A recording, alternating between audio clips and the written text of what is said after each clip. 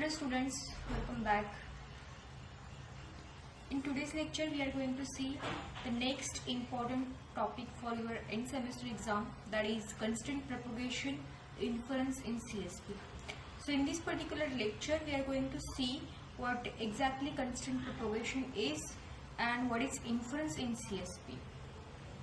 Right, so this topic is also a part of unit number 3 और ये भी topic end semester exam के लिए बहुत इम्पॉर्टेंट है. तो let's see what is constraint propagation. So constraint propagation involves iteratively applying constraints to reduce the domains of the variables, especially filtering out inconsistent values early on. Okay, तो इस line का meaning क्या है? तो हमें पता है कि हमारा कंस्ट्रेंट सेटिस्फैक्शन प्रॉब्लम किस तरीके से हम रिप्रेजेंट करते हैं. Okay, so it consist of 3 sections, 3 components, X C D. X means set of variables. Okay, तो इसके अंदर x1, x2, x3 kind of आपके वेरिएबल्स हो सकते हैं, तो ये डिनोट किया जाता है x से. दूसरा है डोमेन. ओके, तो ये है सेट ऑफ वैल्यूज. और इसमें क्या होता है कि हर एक वेरिएबल के लिए, ईच फॉर वेरिएबल, हर एक वेरिएबल के लिए उसका सेपरेट क्या रहता है, डोमेन रहता है. फॉर एग्जांपल हमारा वेरिएबल x1 है तो उसके लिए एक अलग डोमेन रहेगा. फॉर एग्जांपल 1 2 3 4 5 ये वैल्यू, ये मतलब उसका डोमेन है. Okay, for x1. x2 के लिए कोई अलग डोमेन रहेगा. Likewise for every variable we have separate domain. And the third and important part is what, constraint. तो कंस्ट्रेंट मतलब क्या? कंस्ट्रेंट मतलब सेट ऑफ रूल्स.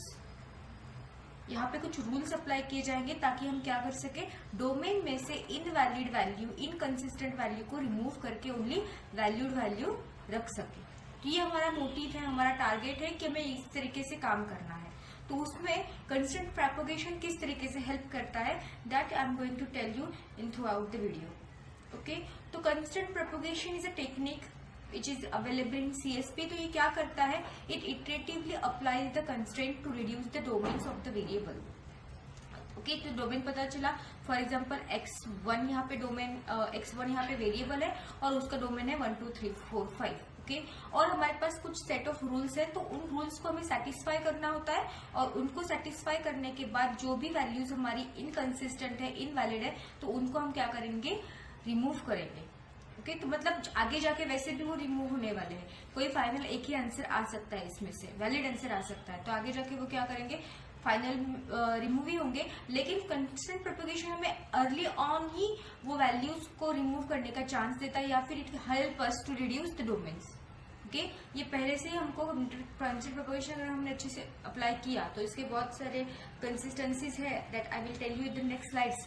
बट फिलहाल आप ये समझ लो कि इटरेटिवली अप्लाई मतलब क्या बोलते हैं, मल्टीपल टाइम्स लूप में हमें क्या करना होता है कि कंस्ट्रेंट प्रोपगेशन को, कंस्ट्रेंट प्रोपगेशन से कंस्ट्रेंट्स को अप्लाई करना होता है, so that we can reduce the invalid inconsistent values early on. तो ताकि हमारा जो भी डोमेन रहेगा वो रिड्यूस होकर जाके जो भी हमारा प्रॉब्लम का स्पेस है वो कम होते जाके हमें फाइनल आंसर ढूंढने में ईजी हो. Okay, so this is the meaning of your constraint propagation. तो ये क्यों करेंगे और क्या होगा इससे? By doing this the problem become smaller and easier to solve. तो बड़ा से बड़ा प्रॉब्लम यहाँ पे क्या हो सकता है, छोटा हो सकता है, क्योंकि हमने सारे इनकंसिस्टेंट वैल्यूज को निकाल दिया है. So in other words, when a constraint is applied to a variable, the values that do not satisfy the constraint are eliminated from the variable's domain. Okay, तो जो भी मैंने अभी आपको बताया कि जो वैल्यूज इनकंसिस्टेंट है या फिर जो वैल्यूज कंस्ट्रेंट को सेटिस्फाई नहीं कर रही होती है, उनको क्या करते हैं, हम एलिमिनेट करते हैं उस वेरिएबल के डोमेन से. And this process is propagated across the variables that are connected by the constraint. Okay, तो यहाँ पे प्रोपोगेशन आया कि ये जो प्रोसेस है एलिमिनेट करने की, ओके, वो अक्रॉस ऑल वेरिएबल्स हम क्या कर रहे हैं, यूज कर रहे हैं, अप्लाई कर रहे हैं, जो भी कनेक्टेड बाय है उस कंस्ट्रेंट से. जो कंस्ट्रेंट से हमसे वो कनेक्टेड वेरिएबल्स जो भी है, कनेक्टेड मतलब रिलेटेड वेरिएबल्स, तो उनके ऊपर हम ये प्रोपोगेशन अप्लाई करते हैं. इटरेटिवली हम कंस्ट्रेंट्स को अप्लाई करके रिड्यूस कर रहे हैं वेरिएबल के डोमेन को. ओके, तो इससे क्या होगा, हमारा प्रॉब्लम जो है वो सॉल्व होगा अच्छे से, क्योंकि उसका जो भी डोमेन रहेगा वो स्मॉल रहेगा, इजी रहेगा, so that we can fast solve कर सकते हैं इस प्रॉब्लम को. सो अगेन टेक्निकली अगर देखा जाए तो constraint propagation is a technique used in artificial intelligence that means AI, particularly in areas like constraint satisfaction problems and constraint based reasoning. तो ये जो टेक्निक है constraint propagation, ये कहाँ पे यूज होता है? जहाँ पे आप CSP यूज करते हो या आपके CSP प्रॉब्लम्स आपको अगर सॉल्व करने होते हैं तो आप कंस्ट्रेंट प्रोपोगेशन यूज करते हो, या फिर हम बोल सकते हैं कंस्ट्रेंट बेस्ड रीजनिंग जो होती है उसके अंदर भी हम कंस्ट्रेंट प्रोपोगेशन को भी यूज करते हैं. So it is a process that involves narrowing down possible solution by enforcing constraints and propagating the effects of these constraints throughout the problem space. तो जैसे कि मैंने बोला प्रीवियस स्लाइड में कि नैरो डाउन मतलब इलिमिनेट करना, रिड्यूस करना. ओके, जो भी पॉसिबल सॉल्यूशंस है उनमें से हम क्या करेंगे, निकालेंगे वैल्यू जो भी इनवैलिड है, इनकंसिस्टेंट है. कैसे निकालेंगे? By enforcing constraint. ओके, और कंस्ट्रेंट को इन्फोर्स करने के बाद जो भी उसके इफेक्ट्स हुए हैं उसको प्रोपोगेट करेंगे ताकि हमें और वेरिएबल के डोमेन को क्या करना है, रिड्यूस करना है. Through out the problem space हम ये चीज करने वाले हैं. So now let's understand this constraint propagation with the help of my notes. Now थोड़ी डिटेल से समझ लेते हैं कि कंस्ट्रेंट प्रोपोगेशन एग्जैक्टली होता क्या है. तो अगर आप यहाँ पे नोट्स में देखोगे कि constraint satisfaction problem has choices, तो we know that constraint satisfaction problem के पास बहुत सारे चॉइसेस होते हैं, उसका डोमेन होता है और हमें फाइनली वही डोमेन को क्या करना है, रिड्यूस करना होता है ताकि हम इजी वे से या फिर क्विकली हम इस प्रॉब्लम को क्या करें, सॉल्व करें. तो ये नंबर ऑफ वैल्यूज डोमेन के अंदर रहती है. सो V1, V2, V3, V4 and हमारा टारगेट क्या है कि to reduce this domain, to keep only valid values in this domain. Okay, तो constraint propagation problem actually generates the successors by choosing new variable assignment. तो ये किस तरीके से successors बनाता है? successor मतलब next states. ओके, वो किस तरीके से बनाएगा? It will assign a value to the variable. New variable को नई वैल्यू को क्या करेगा, असाइन करेगा. और you can say that we can do a specific type of inference. Inference मतलब क्या? लॉजिकली नोन थिंग्स से अननोन थिंग्स को फाइंड आउट करना, मतलब कुछ चीजें हमें पता है उसमें से कुछ इन्फर करना कि ये इस तरीके हो सकता है. ओके, इसी को हम क्या बोल रहे हैं, कंस्ट्रेंट प्रोपोगेशन बोल रहे हैं. ओके, तो कंस्ट्रेंट प्रोपोगेशन की हमने डेफिनेशन भी प्रीवियस स्लाइड्स में भी देखी हुई है. अभी हम आगे देखेंगे कि एग्जैक्टली इसके टाइप्स क्या है और किस तरीके से कंस्ट्रेंट प्रोपोगेशन वैल्यूज को रिड्यूस करता है.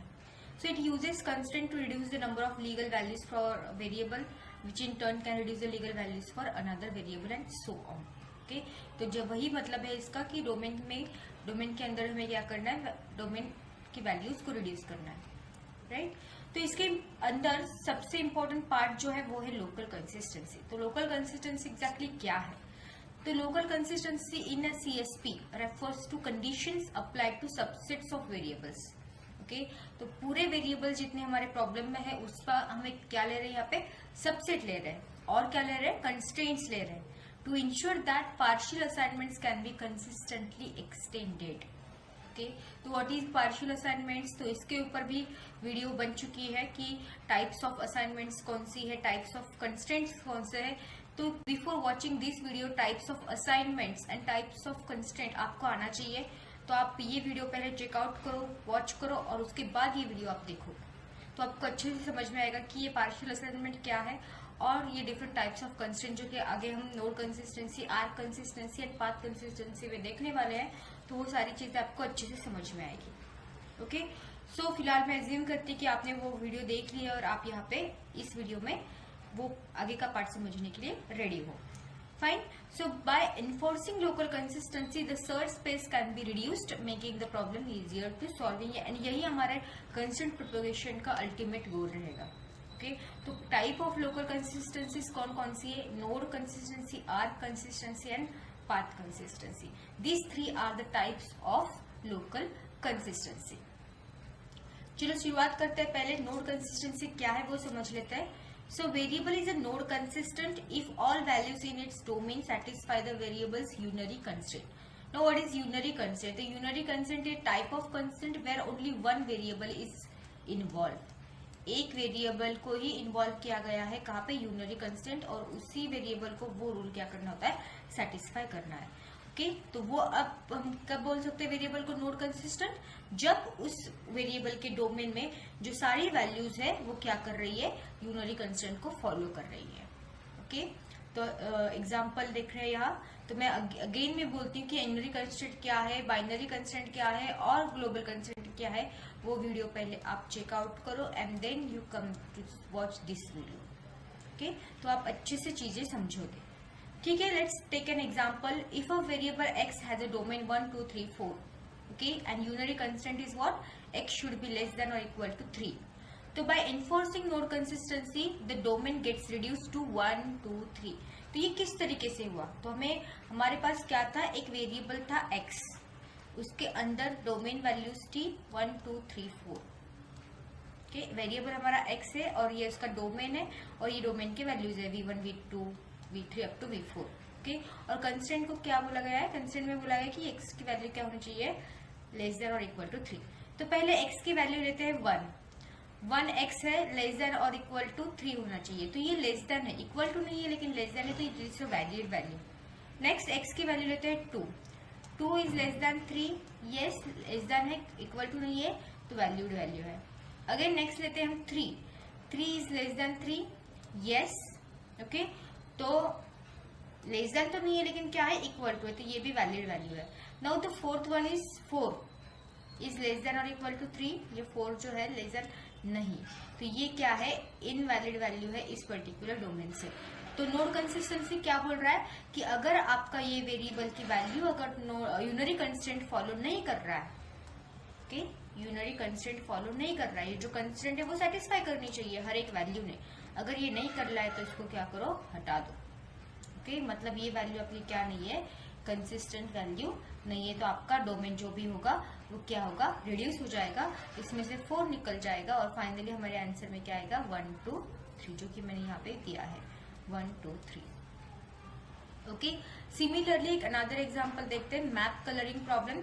ये प्रॉब्लम में मैंने ऑलरेडी डिस्कस किया हुआ है in previous video, please go and check out, तो आपको डिटेल में समझ में आएगा मैप कलरिंग प्रॉब्लम क्या होता है, इसको CSP के हिसाब से किस तरह से फॉर्मुलेट किया जाता है, ये सारी चीजें मैंने ऑलरेडी दी है या फिर मैंने एक्सप्लेन करी है। Please go and check that videos. Okay, so let's see one another example, that is map colouring problem. Now the South Australian dislike green color. The variable SA, that is South Australian, starts with domain red green blue. तो हमने already देखा हुआ है कि हमारे पास एक map है Australia का जिसके अंदर 7 रीजन्स है और इन 7 रीजन्स को हमें क्या करना है, कलर देना है, और कलर ऐसे होने चाहिए कि जो भी एडजेसेंट स्टेट्स है उनको सेम कलर नहीं देना है, और कलर का जो भी डोमेन है हमारे पास वो है रेड ग्रीन एंड ब्लू, तो इन तीनों में से एक ही कलर आपको क्या करना है, रीजन को देना है। ओके, और यहाँ पे प्रॉब्लम में क्या बोला गया है कि साउथ ऑस्ट्रेलिया के जो भी पीपल है उनको ग्रीन कलर पसंद नहीं है, तो आपको साउथ ऑस्ट्रेलिया को ग्रीन कलर नहीं देना है, this is what unary constraint. Okay, तो ये ऑलरेडी हमें बोला गया है, तो हमारा जो भी डोमेन है, तो साउथ ऑस्ट्रेलिया को हम क्या कर सकते हैं, रेड कलर दे सकते हैं, yes this is an valid value, blue colour दे सकते हैं, yes this is an again valid value, but green colour नहीं दे सकते, तो हमारा जो भी डोमेन है वो रिड्यूस हो जाएगा, और रिड्यूस होने के बाद हमारा डोमेन क्या बनेगा, red and blue. Okay, the domain for SA will be red and blue. Now a graph is node consistent if every variable in the graph is node consistent. तो पूरा जो ग्राफ है 7 रीजन का graph, उसको हम node consistent कब बोलेंगे, जब every variable in that graph is a node consistent. हर एक स्टेट का हमें वैसे सोचना चाहिए कि उसको कौन सा कलर हम दे सकते हैं। अगर यहाँ पे ऐसे कोई डोमेन्स में वैल्यूज है जो कि अलाउड नहीं है या फिर वैलिड नहीं है, तो उनको पहले से आपको क्या करना है, निकालना है, राइट, सो दैट अभी मुझे पता है मेरा ये डोमेन रेड एंड ब्लू है, तो मैं ट्राई रेड से करूंगी या फिर ब्लू से करूंगी, ग्रीन मुझे अलाउड ही नहीं है, तो मैं यूज करके भी क्या फायदा, why I am going to waste my time. Okay, so that is the thing कि आप ऐसे कंस्टेंट प्रोपोगेशन को यूज करो। Okay, so next consistency type है आर्क कंसिस्टेंसी। ठीक है, तो आर्क कंसिस्टेंसी बेसिकली क्या है, so variable is arc consistent with another variable if for every value in its domain there exists a compatible value in other variables domain that satisfy the binary constraint between them। तो मैं आपको अच्छे से समझाती हूँ कि binary constraint में क्या होता है, 2 वेरिएबल्स इन्वॉल्व होते हैं।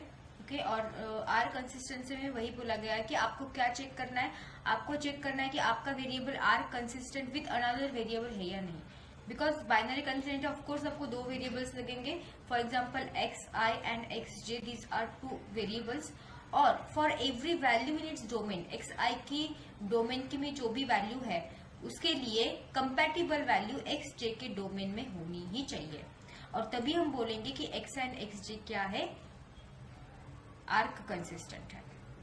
ओके, और इसी को हम क्या बोल रहे हैं कि they should satisfy binary constraint between them. तो let's see with the help of example.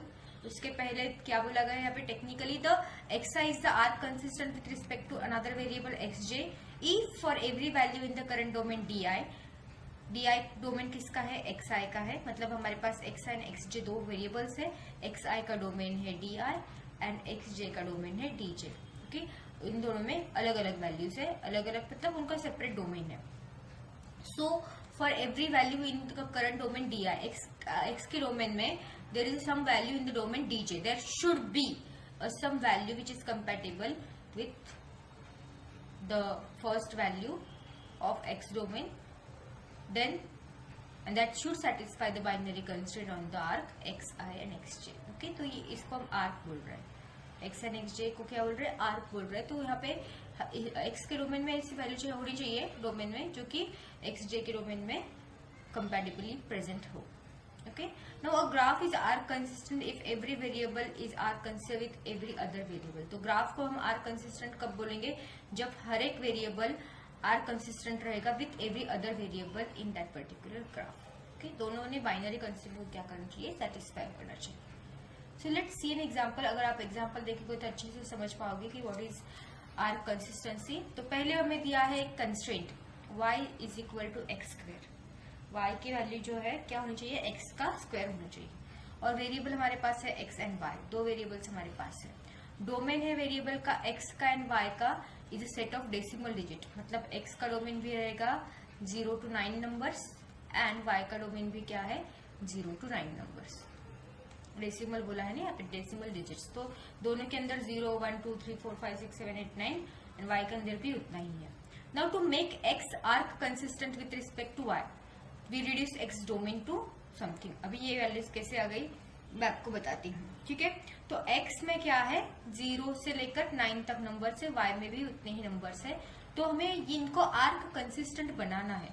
तो आर्क कंसिस्टेंट हम अगर बनाना चाहते हैं तो हमारा रूल क्या है कि x के डोमेन में ऐसे वैल्यूज चाहिए जो कि y के डोमेन में कंपैटिबल होनी चाहिए, मतलब इसको एक वैल्यू एसोसिएटेड होनी चाहिए जो कि कंपैटिबल होनी चाहिए। अकॉर्डिंग टू द कंस्ट्रेंट, तो कंस्ट्रेंट के हिसाब से ये कंपैटिबल होनी चाहिए। तो लेट्स से कंस्ट्रेंट क्या बोल रहा है कि y is equal to x square. Okay, y अगर हमारा 0 है, ओके, y अगर हमारा 0 है तो x में उसकी कंपैटिबल वैल्यू भी होनी चाहिए। तो कंपैटिबिलिटी कैसे चेक करेंगे, x is equal to x square, y का स्क्वायर x का स्क्वायर मतलब 0 का स्क्वायर क्या आएगा 0 आएगा, तो हमने डाल दिया। ओके, उसके बाद y है हमारा 1, ओके, और क्या बोल रहे हैं हम y is equal to x square, 1 का स्क्वायर क्या आएगा 1 आएगा। उसके बाद हमारी नेक्स्ट वैल्यू है 2, ओके, 2 का स्क्वायर क्या आएगा 4 आएगा, जो कि हमारे 0 to 9 नंबर में से ही एक है। नाउ x का वैल्यू, नेक्स्ट वैल्यू हमारा 3 का स्क्वायर क्या आएगा 9 आएगा। ओके, तो यहाँ पे 9 हो गया वैल्यू, और यहाँ पे भी अगर हमने y की वैल्यू 4 ली, ओके, तो 4 का स्क्वायर क्या आएगा 16 स्क्वायर आएगा। 16 वैल्यू हमारे x के डोमेन में है क्या, नहीं, वैल्यू कब तक है बस 9 तक है, 0 1 2 3 4 5 6 7 8 9 तक ही है। ओके, 4 का स्क्वायर अलाउड नहीं है, मतलब 4 वैल्यू इज वैलिड नहीं है। 5 का स्क्वायर 25 आता है, वो है क्या हमारे डोमेन में नहीं है, इसीलिए the final value is what 0 1 2 3। Okay, ये सारे x के वैल्यू है, so x is equal to y square, और ये हमारा जो भी फाइनल है उनका डोमेन 0 1 4 9 मैंने लिखा, ये this is what your x, this is what your y। तो ये रिड्यूस हो गया डोमेन, 0 to 9 था पहले, ये क्या हो गया 0 1 2 3, right. So if you also make with respect to x then y domain become 0 1 4 9, तो ये y का डोमेन रहेगा और ये रहेगा आपका x का डोमेन, राइट। सो इस तरीके से आप क्या कर सकते हो, आर्क कंसिस्टेंसी का जो भी एग्जाम्पल है वो लिख सकते हो। मैं बस यहाँ पे कंफ्यूज हो गया, ये x का है और ये y का है, please make the correction. Now second example में हमें क्या दिया है, दो वेरिएबल्स दिए हैं, वेरिएबल्स x एंड y है, डोमेन है उनका 1 2 3 and x should be less than y। अगर x इज इक्वल टू 1 है, ओके, डोमेन में वैल्यू है 1, x is less than y, okay, y के डोमेन में 1 वैल्यू तो नहीं है लेकिन 2 and 3 है, तो it is a valid value for x. Okay, then again x is equal to 2, तो 2 इज लेस देन y के डोमेन में ऐसी कोई वैल्यू है जो कि लेस देन, मतलब 2 इज लेस देन 3 सेटिस्फाई हो रहा है. ओके, अगेन जब हम x इज इक्वल टू 3 ले रहे हैं तो 3 is less then 3, maximum value है डोमेन में y की 3 ही है, तो ये कंडीशन क्या हो रही है, फॉल्स हो रही है. मतलब जब x इज इक्वल टू 3 रहेगा तब y के डोमेन में ऐसी कोई वैल्यू नहीं है जो कि x को सेटिस्फाई कर रही है. ओके, सो आर कंसिस्टेंसी अगर हम इसके ऊपर इन्फोर्स करें तो हमें क्या निकालना पड़ेगा, 3 को निकालना पड़ेगा from x domains. Okay, x के डोमेन से हम क्या करेंगे, 3 को निकालेंगे. जब x इज इक्वल टू 1 है तो हमारे पास 2 and 3 वैल्यूज है जो कि ये कंस्ट्रेंट सेटिस्फाई कर रही है. 1 is less then 2 and 3 also. Okay, similarly 2 जब है तो 2 इज लेस देन 3 है, ये भी कंस्ट्रेंट सेटिस्फाई हो रहा है. लेकिन जब x इज इक्वल टू 3 रहेगा तब कोई भी वैल्यू क्या नहीं है, सेटिस्फाइड नहीं है. यहाँ पे 3 इज लेस देन 3 तो नहीं है, 3 इज इक्वल टू 3 है. ओके, तो हमें 3 को निकालना पड़ेगा. This is what your arc consistency. तो मोस्ट पॉपुलर एल्गोरिथम जो है enforcing arc consistency AC3 arc consistency 3 algorithm, जो कि हम नेक्स्ट लेक्चर में, नेक्स्ट वीडियो में देखने वाले हैं. With the help of all the steps I will explain you this AC3 algorithm. Okay, now last part जो हमारा बचा है, लास्ट पार्ट जो हमारा है वो है पाथ कंसिस्टेंसी. ओके, तो पाथ कंसिस्टेंसी एग्जैक्टली क्या है, तो जैसे हमने देखा है कि नोड कंसिस्टेंसी में यूनरी कंस्ट्रेंट फॉलो किए जाते हैं, आर कंसिस्टेंसी में बाइनरी कंस्ट्रेंट फॉलो किए जाते हैं. तो यहाँ पे पाथ कंसिस्टेंसी में मल्टीपल कंस्ट्रेंट या फिर ग्लोबल कंस्ट्रेंट्स को फॉलो किया जाता है. तो लेट्स सी क्या है. Suppose we are to the colour map of Australia with just 2 colours red and blue. हमें क्या करना है, ऑस्ट्रेलिया का मैप कलर करना है रेड एंड ब्लू कलर के साथ. आर कंसिस्टेंसी यहाँ पे कुछ नहीं कर सकती क्योंकि every constraint can be satisfied individually with red at one and and blue at other. Okay, लेकिन क्या है यहाँ पे, अगर आपने वो डायग्राम देखी होगी तो वहाँ पे ऐसे कुछ बाउंड्रीज है जो कि 3 स्टेट्स ये करती है. तो यहाँ पे एक्चुअली 3 कलर चाहिए. Okay, for example this is SA, this is NT, this is Q. अगर ये बाउंड्री शेयर हो रही है तो अगर मैंने यहाँ पे रेड दिया, यहाँ पे ब्लू दिया और यहाँ पे ग्रीन दिया तभी ये चलेगा. यहाँ पे रेड नहीं हो सकता, यहाँ पे ब्लू नहीं हो सकता, कि ऐसे कुछ स्टेट्स है जो कि टच करते हैं, उनकी बाउंड्री टच करती है, तो उनको एटलीस्ट 3 कलर चाहिए, 2 colour. Okay, so path consistency in constraint satisfaction problem is a way to make sure that when you have 3 variables, the values assigned to any of 2 them should be consistent with possible values of the third one. जब हमारे पास क्या 2 variables है, okay, तो हमारे पास तीसरे variable के लिए भी कंसिस्टेंट वैल्यू चाहिए. जहाँ पे इस प्रॉब्लम में वो नहीं दिख रहा है, अगर रेड है तो नहीं, ये प्रॉब्लम 2 कलर के साथ सॉल्व ही नहीं हो सकता. तो पाथ कंसिस्टेंसी वही इंश्योर करती कि आपके पास वो वैल्यूज होनी चाहिए. So path consistency tightens the binary constraint by using implicit constraint that are inferred by looking at triplets of variables. तो जैसे कि मैंने बोला, यहाँ पे 3 वेरिएबल्स को यूज किया जाता है, मोर देन 2 वेरिएबल्स को यूज किया जाता है. तो 2 वेरिएबल सेट हमारे पास जो है x एंड xj है.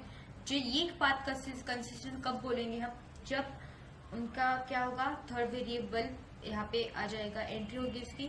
For every assignment for xi is equal to a, xj is equal to b, considered with constraint on xi and xj, there should be an assignment with xm. Okay, मतलब ये xi xm मतलब third variable से भी क्या होने चाहिए, compatible होने चाहिए. Okay, and the name refers to overall consistency of the path from xi to xj with xm in the middle.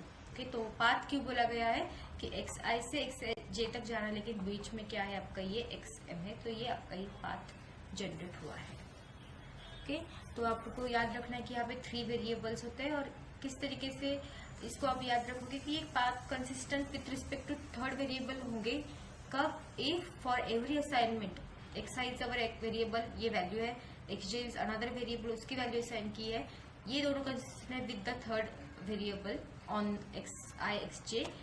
जब वो क्या करेंगे, ये सेटिस्फाई करेंगे xi xm and xm xj, ये उनको सेटिस्फाई करना है, ये कंस्ट्रेंट.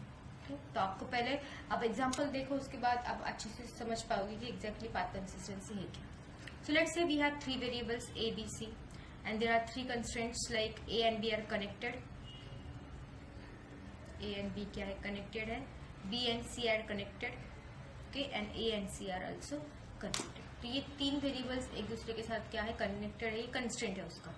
तो पाथ कंसिस्टेंसी एग्जैक्टली क्या चेक करती है कि if A is equal to A, मतलब वेरिएबल ए को एक वैल्यू असाइन है, वेरिएबल बी को भी एक वैल्यू असाइन है, तो there must be a value C for C such that A C ये भी कंपैटिबल होने चाहिए और बी सी ये भी कंपैटिबल होने चाहिए। जैसे कि मैंने बोला ग्राफ में कि इनको तीन वैल्यू चाहिए अगर वो उनको कलर करना है तो if two variables work together they should also work with third variable to keep the system consistent. Okay, अगर दो वैल्यूज वर्क अच्छा कर रहे हैं दोनों एक साथ, तो हमारे पास थर्ड वेरिएबल भी चाहिए जिसके साथ कंसिस्टेंसी होनी चाहिए, right. Now path consistency in colouring Australia map with two colours. तो दो कलर के साथ जो ऑस्ट्रेलिया का प्रॉब्लम है, ऑस्ट्रेलिया मैप कलर प्रॉब्लम, वो हमें सॉल्व करना है। देखते हैं इसका सोल्यूशन हमें मिलता है या नहीं। Okay, so we'll make the set of WA and SA, Western Australia and South Australia, path consistent with respect to NT। तो WA and SA ये दो states जो है वो है, और NT हमारा तीसरा स्टेट है। ओके, तो in this case we are having only two assignments। Okay, क्योंकि हमारे पास कलर कौन से है, red and blue. So WA को हमने रेड दिया, SA को ब्लू किया, देन WA को ब्लू किया या फिर SA के रेड किया, क्योंकि हमें पास जो भी है दो ही कलर्स अवेलेबल है। With above assignments NT can not be red or blue because it would conflict either WA or SA। तो हमारे पास तीन स्टेट से कलर दो ही है, तो हम एक तो ये कॉम्बिनेशन फॉलो कर सकते हैं, ये कर सकते हैं। NT को हम कलर देने, northern territory is a example of that graph. इसको हम रेड भी नहीं दे सकते और ब्लू नहीं दे सकते, अगर दिया तो वो कॉन्फ्लिक्ट हो जाएगा SA और WA के साथ, क्योंकि वो कनेक्टेड है एक दूसरे के साथ। ओके, वो बाउंड्री शेयर कर रहे हैं। अगर आप डायग्राम देखोगे ऊपर वाले सेक्शंस में या फिर प्रीवियस वीडियोस में, तो आपको अच्छे से पता चलेगा। So because there is no valid colour for NT और no valid choice for NT, we eliminate both assignments and there will be no valid assignment for WA and SA। तो ये दोनों वेरिएबल तीसरे वेरिएबल के साथ compatible नहीं थे, इसीलिए पूरे दोनों वेरिएबल्स को हमने क्या किया, एलिमिनेट किया। तो इसके लिए इस प्रॉब्लम को विथ टू कलर्स कोई भी सॉल्यूशन नहीं रहेगा। So therefore there can not be any solution to this problem. तो यहाँ पे तीन वेरिएबल्स को यूज किया जाता है इन पाथ कंसिस्टेंसी, यहाँ पे पाथ तो मिलता है। Okay, so this is what your constraint propagation and the types of consistencies। Next video में हम देखेंगे ग्लोबल कंस्टेंट क्या है। I will help you to understand what is global constant in sudoku. कि सुडोकू एग्जांपल हम लेंगे और sudoku के ग्लोबल कंस्टेंट के साथ किस तरीके से सॉल्व किया जाता है, दैट आई विल टेल।